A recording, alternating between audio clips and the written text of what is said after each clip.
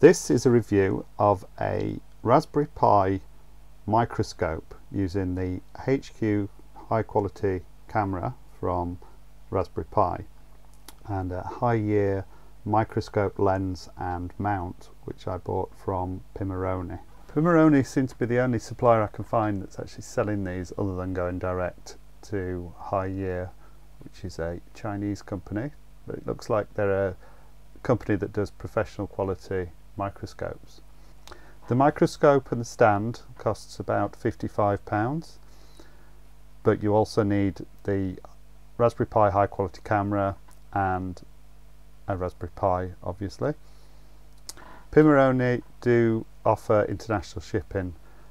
Depending upon where you are, that may add to the cost. I'm going to unbox this microscope for the high resolution camera for the Raspberry Pi.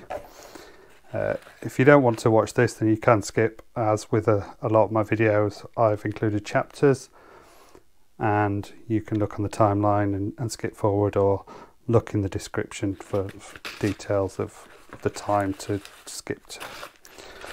Just get rid of those few bits of packaging.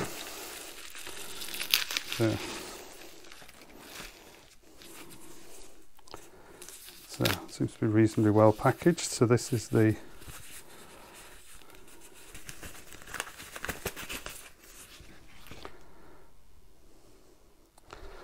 there we go. So there's the lens there. There's a cover on the back, and that's where the Raspberry Pi high resolution camera connects to. Actually, sure, I've got a camera here. So I don't believe it will need this mount adapter. So there's a lens cap, there's a mount adapter as well there. So I believe that should just screw straight onto there.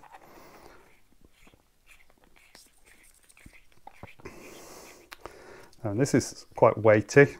It's definitely quite a bit of weight. It feels quite sturdy.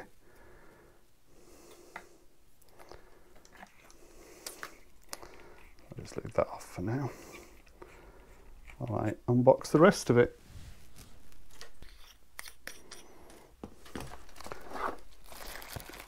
There's a mount. So this all feels very sturdy, well manufactured. There's a adjustment point A ratchet pinion on there. A vertical stand and a base. So there's no instructions at all in that. Presumably find out some instructions online, but looks like it's going to be straightforward enough to assemble. So quite a sturdy base. So some holes in the base. Not sure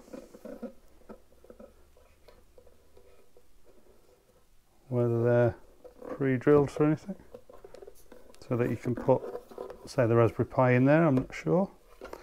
That would look like two HDMI. Yeah.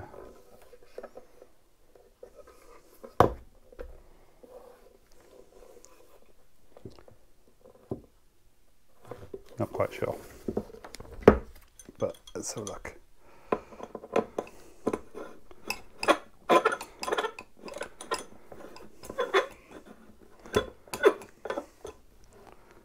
Screws on.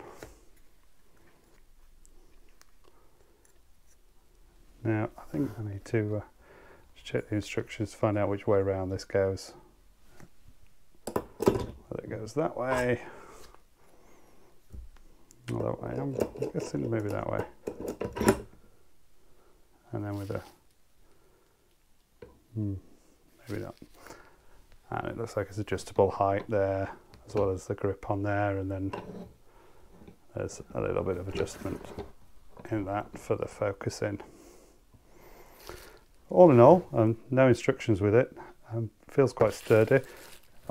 I was about to say that there's no lens cap, but actually there is. It's come off inside there, so there is a lens cap for there as well. Okay, so I'll put that together and see how it works. Okay, so I've checked for instructions, and the instructions are quite limited on their website. It does say that the base can be removed using 2 screws, so it looks like, yeah, there's a couple of screws each side, but from what I can gather, this is not got, it's not designed for a Raspberry Pi as such, and these holes will not actually line up with anything in particular. So if you want to put a Raspberry Pi inside the base, then it sounds like you can do so, but you need to do a bit of adjustment to create your own holes and things like that. So let's have a look at how this mounts. So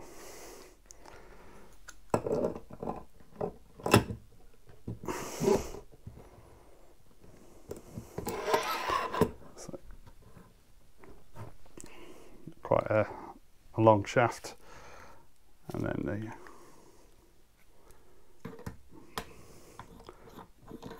lens mounts in here.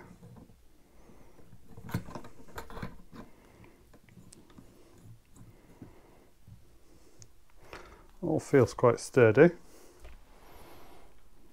And then again, so it doesn't say whether you need the lens adapter on, I don't think so, so I'll just take that off and put it straight on.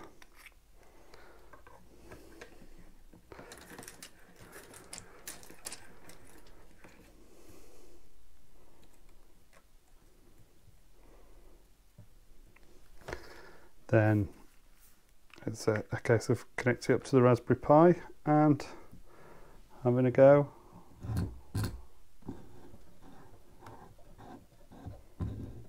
Reasonable adjustment there. And things that, so it had come off in the thing, it's actually really quite loose.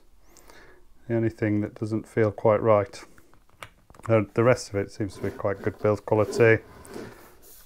Yeah, there's holes in the base, but don't know what they're for, so I think if you want to put something in the base, then you just hack it yourself.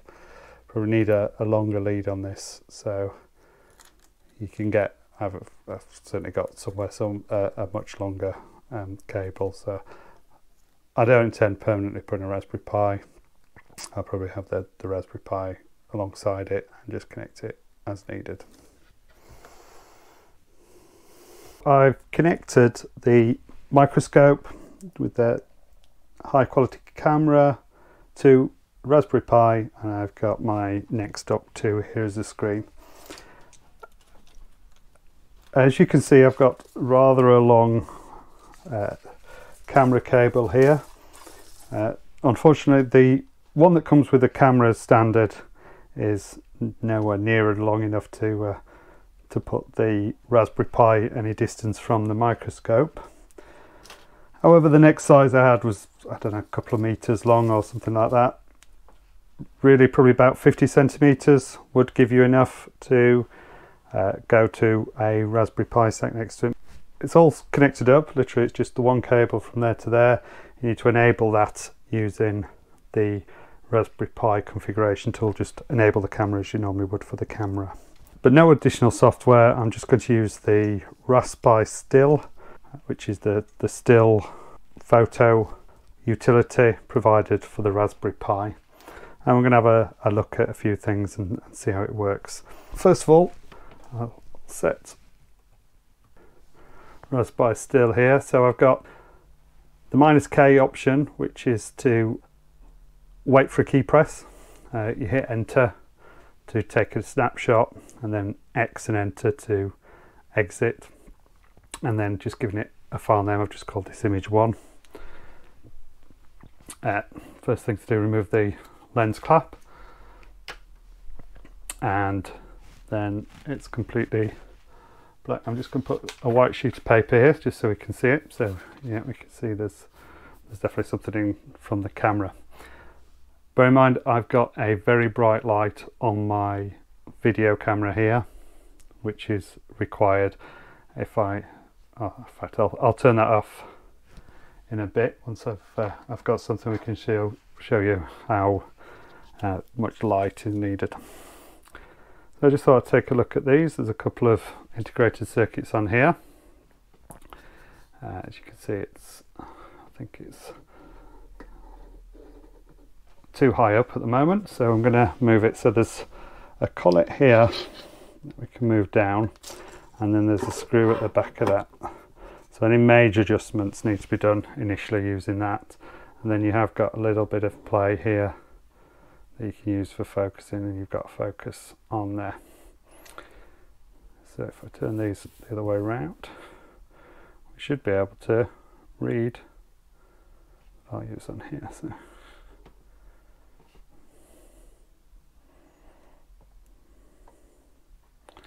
and there we go. So see, this is a SN74HC 0595, and you can't quite get all that in a single image at that level of magnification, but shows what we can do.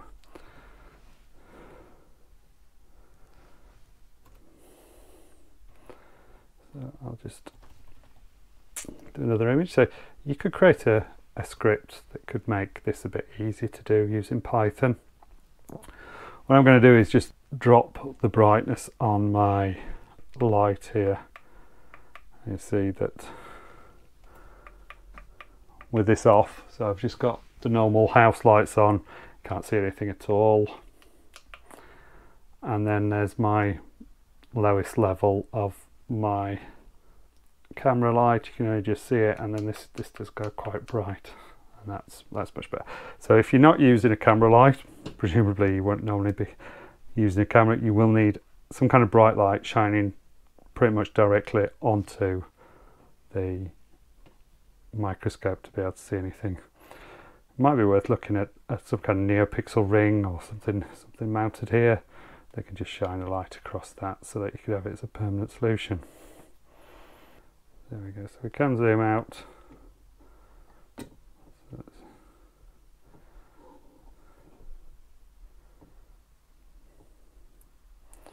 We've got a reasonable amount of range on there. So there we go. That's a nicer photo showing most of the integrated circuit there.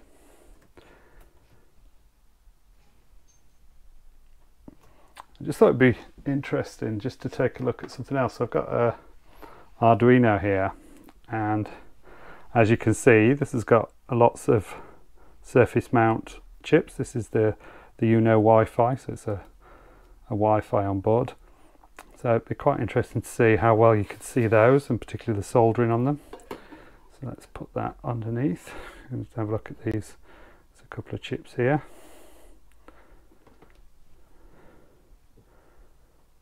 There we go, and that's pretty clear.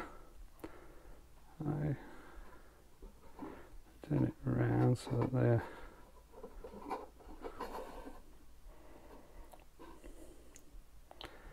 so you can see really well the individual pins and the soldering of those.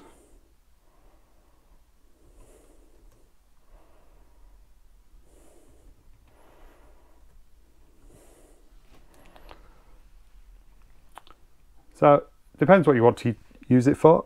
I was particularly looking at electronics, how we can use that as opposed to getting a little magnifier. Perhaps if you want to do soldering, so this is a nice metal base. So I'm going to have a look at how we could use this perhaps for some SMD soldering. Now the first thing I've done, I've turned the camera around so that the cable comes forwards. This means that when you look at the object under the microscope, then it's oriented the correct way up.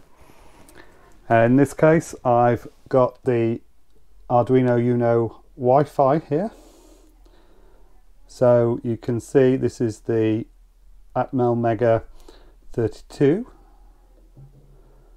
We can just zoom in, focus that, and as you can see, even though this is only a tiny little chip, you can see each of the individual pins in really good detail. So if you needed to do some soldering, if your hands were steady enough, but there we go, you can see each individual pin. This is a pair of tweezers. As you can see, the tweezers are actually bigger than the pins on there. An older Arduino here, this is the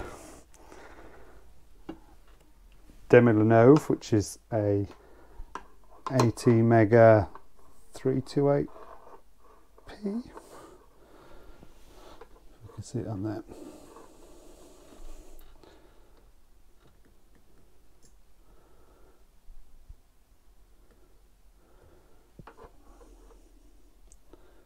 Which is it?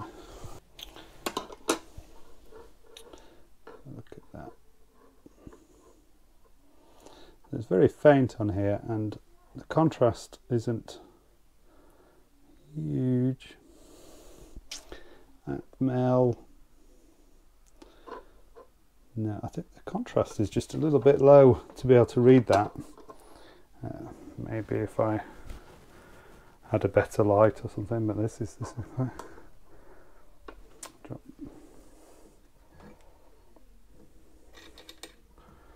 Move this a bit further down.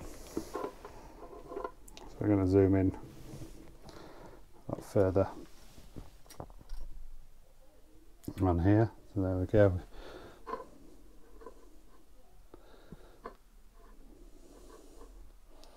Still not particularly easy to read, and really it's just the light. So I can read it manually by tilting it so the light reflects against it. So perhaps if I move the light closer, there we go. Yeah, so the light does need to be really close. Obviously this isn't looking so good. I have to get really close in. So that I could clearly see now, that says AT Mega 328P. There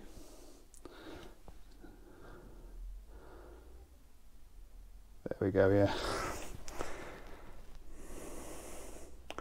And I'll just save that image so you can see what that looked like.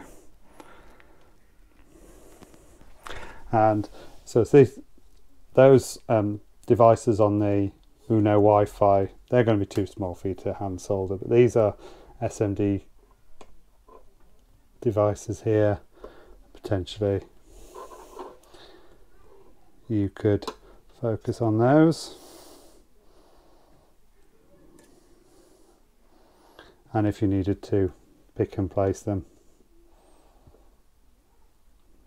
get in touch and make sure they're in the right position.